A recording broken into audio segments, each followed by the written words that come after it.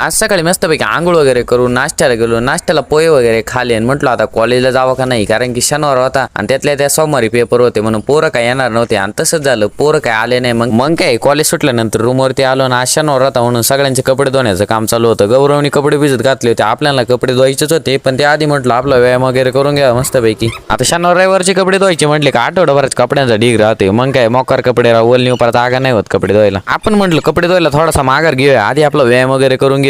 मग आधी वॉर्मअप वगैरे केला आणि त्यानंतर या साईड बैठका मारल्या. इकडं आपलं बाबल्याचं मस्तपैकी व्यायाम करायचं काम चालूच होतं का तिकडं महेश आणि कोरडे वडापाव खात बसलेले होते. तिकडून महेश म्हणतो काय व्यायाम वगैरे करून होत नाही मला, इकडे मस्तपैकी वडापाव समोसे खान तब्येती बनवा. त्याला म्हटलो ठीक आहे ना, तू वडापाव समोसा फोकस कर, मी गोळ्या फोकस करतो. कसं नाही इकडे आपल्या रूमच्या बाहेर काही बरोबर गोळा फेकीत आहे. मग म्हटलं चला आपले पण तेवढी गोळा फेकायची प्रॅक्टिस होऊन जाईल, म्हणजे नाही का वात्या पाण्यात हात धुवून होती. आज कधीच नव्हतं गोळा फेकलाय ना म्हणून उद्या हात नक्कीच दुखणार, पण जाऊ दे एवढ्या मोठ्या जागामध्ये एवढ्या छोट्या छोट्या गोष्टी होतच राहते.